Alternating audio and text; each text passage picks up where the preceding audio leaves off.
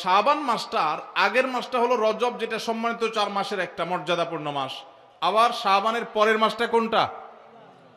রমজান, সেটা হলো বছরের সবচাইতে সেরা মাস।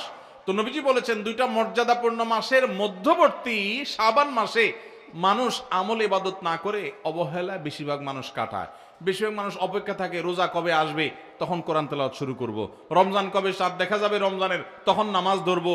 রমজান কবে শুরু হবে, তখন থেকে আমি তারাবি পড়া ধরবো, ভালো কাজ করা ধরবো।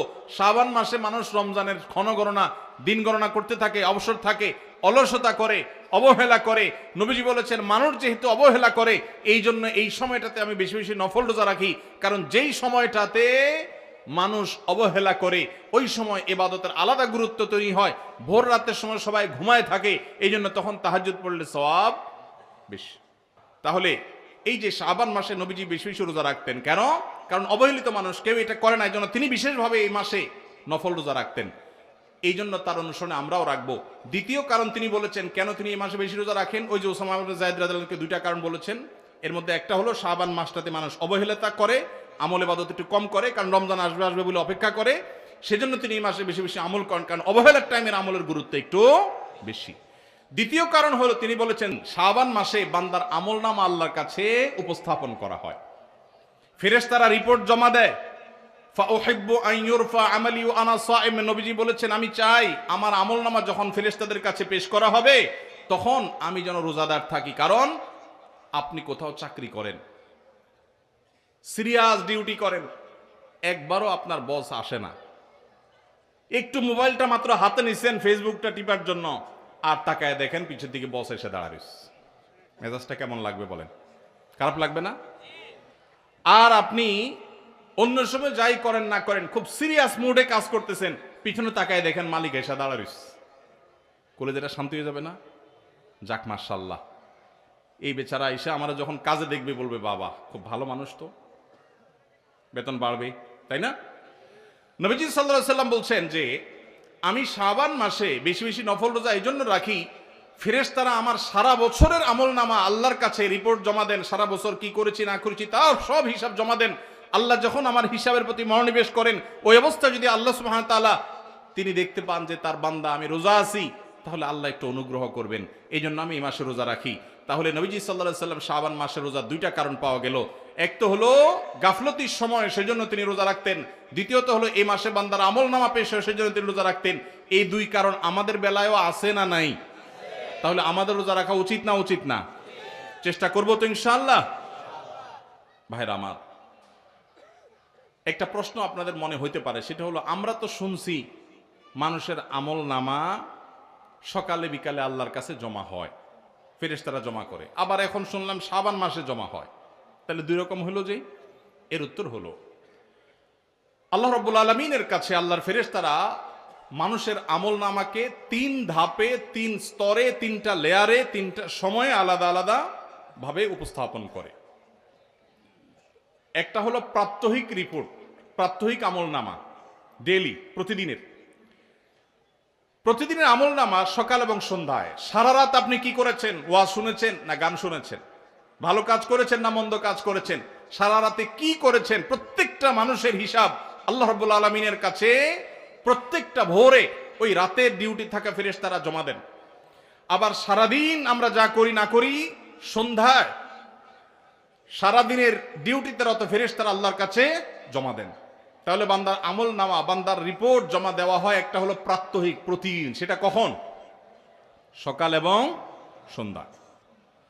বান্দার আমলনামা জমা দেওয়া হয় আরেকটা লেয়ারে, সেটা হলো প্রত্যেক সপ্তাহে 2 দিন, সোমবার এবং বৃহস্পতিবার।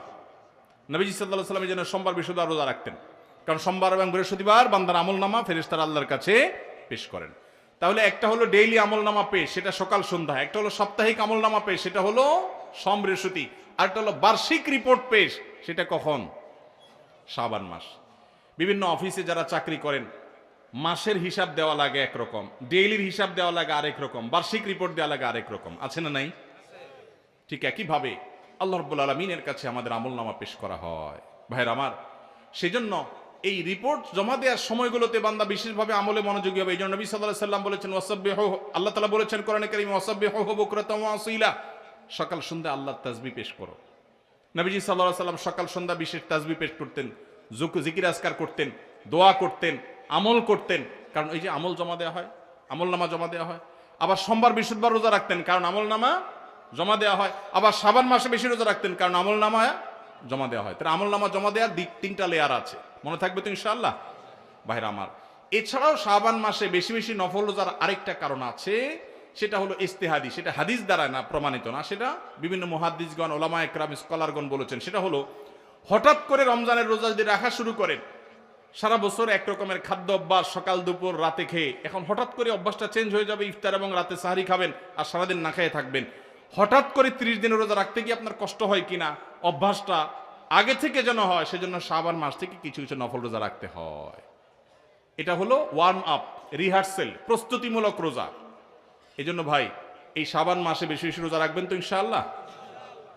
পুরো মাসের প্রথম 15 দিন 20 দিন রোজা রাখার তৌফিক যদি নাও হয়, অন্তত একটা রোজা হইলেও নবীজির সুন্নাত আমল করতে গিয়ে আমরা কারা কারা করবো একটু হাত তুলে দেখি। একটা হইলেও রাখবেন ইনশাআল্লাহ। নিয়ত করছেন তো ইনশাআল্লাহ? সবে বরাতেরটা না, ওইটা বাদে একটা হইলেও রাখবেন। নিয়ত করছেন তো ইনশাআল্লাহ? আল্লাহ আমাদের সবাইকে আমল করার তৌফিক দান করুন। এই আমলটা যদি আপনারা করেন ভাইরা, হারিয়ে গেছে সমাজে, আলোচনা নাই, সেজন্য আমি আলোচনা করলাম। বিলুপ্ত হওয়া আমলগুলোর একটা শাবান মাসে বেশি বেশি নফল রোজা। চর্চা নাই, আমল নাই, আলাপ নাই, মানুষ ভুলে গেছে। আপনারা যে ঘরে ঘরে রাখেন, মানুষ জানবে, সুন্নাহটা জিন্দা হবে, ঘরে ঘরে আমলটা শুরু হবে। আপনি অন্য মানুষকে বলবেন একই কথা, তাকে উদ্বুদ্ধ করবেন, তাহলে নবী সাল্লাল্লাহু আলাইহি সাল্লামের ওই হাদিসের ফজিলত পাবেন। আপনি মৃত সুন্নতকে জিন্দা করলেন, সেই সওয়াবটা পাবেন। চেষ্টা করা যাবে তো ইনশাআল্লাহ। তো এই মাহফিল থেকে আমি সামারি করছি, কথা তো অনেকই বললাম। দুটি জিনিস অন্তত আমরা সবাই সংকল্প করে নিয়ত করে যাব। মা বোনরা যারা শুনছেন, আপনারা যারা শুনছেন, সবাইকে বলছি, একটা হলো আজানের জবাব দেওয়ার কথা বলেছি, আর একটা হলো শাবান মাসে বেশি বেশি নফল রোজা রাখার প্রকার। 2টা 4টা 6টা ভাইরা আমার, রোজা রাখলে মরে যাবেন না। মনে হয় যে সারাদিন না খায় কেমনে থাকবো। যারা নিয়মিত নফল রোজা রাখেন তারা জান পানির মতো সোজা, কোনো ব্যাপার না, আল্লাহর রহমত। একটু চেষ্টা করলেই হয়, একটু হিম্মত করলেই হয়। চেষ্টা করা যাবে তো ইনশাআল্লাহ, নিয়ত করা যাবে তো ইনশাআল্লাহ। আল্লাহ আমাদের সবাইকে আমলের তৌফিক দান করুন।